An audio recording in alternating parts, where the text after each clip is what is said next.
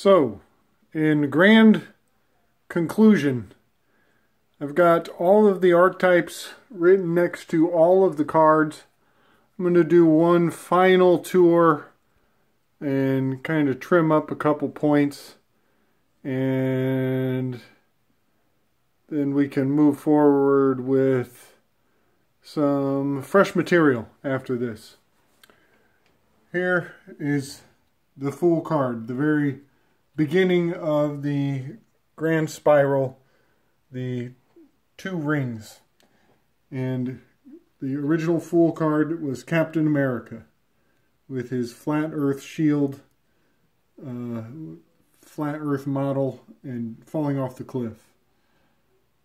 That's number 0, the full card. Number 1 is Doctor Strange with all of his magical implements on the table and his magical cape. Number 2 is Captain Marvel, Jack Parsons. His birth name was Marvel, and he is very well known for his magical endeavors and influence culturally. I'll back out so you can kind of see the correspondence. Black Panther was the star card in Aquarius, which is also the water bearer. Number 3 here, the Empress. That was Guardians of the Galaxy 1. Moving up from there is the Emperor. And I mentioned this earlier, but I just think this is a really significant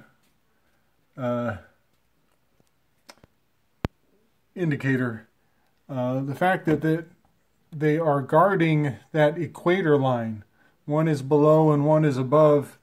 You know, it's like they're standing at the gates of the galaxy. This, like I said before, this is the gala is milk, and sea. This is the sea of the Milky Way, this line right here.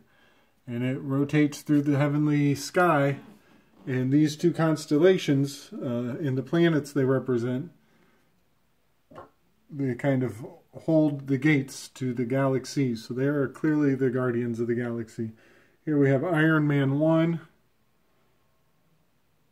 which moves over to the twins, Gemini. So Iron Man is in Taurus. You know, one thing I didn't mention, Taurus is the earth element, and you know, when Thor won, he came down to earth. So just pointing these little details out. The twins, Ant-Man and Wasp. You know, I mentioned earlier that that's kind of got a the Lover's card, and the twins is kind of incestuous. Well, the fact is, the pharaohs, the pharaonic lines, the royal bloodlines, they practiced incest. And in fact, I think that's part of why Freud had an incestual bend to his analysis.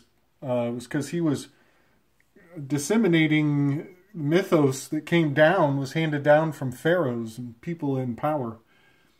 So next is Iron Man 3, the Chariot card, the Cancer, the Crab. Here we have Hulk, and I remembered her name, Romanoff. Hulk and Romanoff, they both get that card. That's clearly her soothing the Hulk. Got to give her props, you know. The feminine, can't leave her out. Feel bad for forgetting her name. She's a badass. Anyways, Iron Man 1, this was Virgo, the beginning, the initiation. Oh, real quick. Back here to Leo and the Hulk, you know, that password to tell Hulk the sun's getting low, big fella. Well, that is the dynamic of August.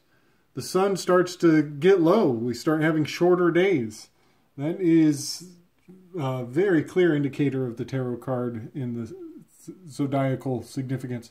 So then we got Iron Man 1 with the Virgo, and then we drop down just past that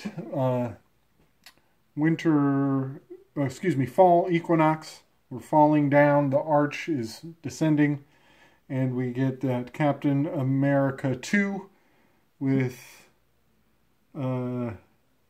Bucky, his old buddy, gets injected with the super soldier serum, and that's a winter soldier, so we're entering into winter. Here we got Thor 2, the sequel, which is Justice, where he has to go into court. I want to make a real quick point on that movie. I don't want to harp on it or give it too much energy, but you know, he is on one planet doing battle in a coliseum with the Hulk.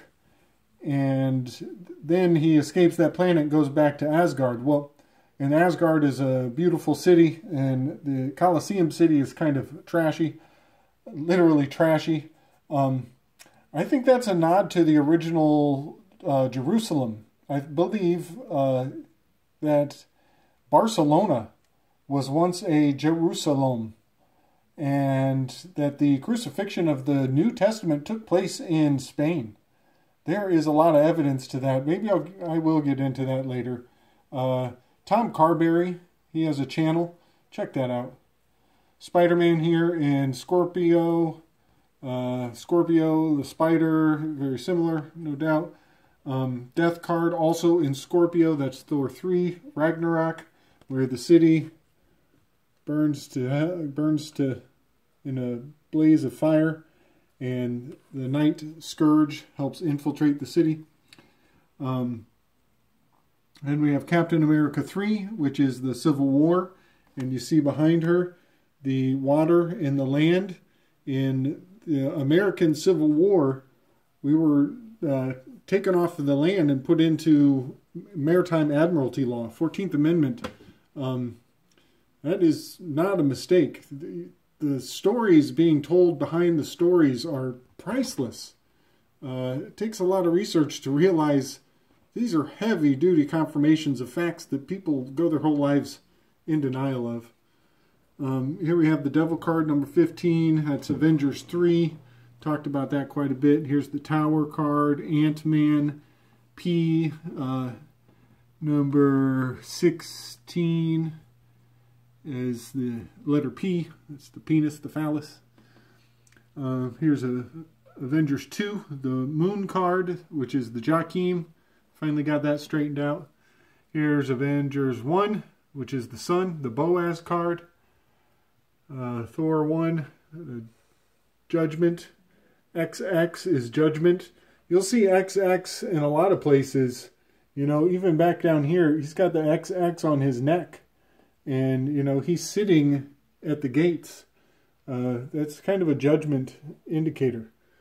So, judgment on Earth. And then there's the World card, which is the last Avengers movie. And it's the last card in the flow here as we go off into the unknown. And I just wanted to point something else out real quick. You'll notice that almost every month has 2 cards in every month. Except for these summer months.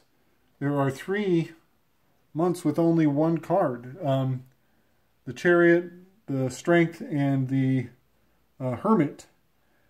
And I believe that there's a good reason for that. I think it has to do with the fact that we have shorter nights. And the story in the heavens of the sky are brief. Because the day is dominating. And so there is a minimal window of expression in the summer nights. And that may have something to do with the fact that there's only 1 card in those 3 months. And then it goes back into the 2 cards per month cycle as it rotates through there. And a lot of people would say, this is all foolishness. What's the use of understanding these symbols? Because, you know, child's play, cards. It's just fun and games. But I am of the impression that there are people in very influential positions who play these games. And it might do us some good to know who these people are and where their alliances, where their allegiances lie.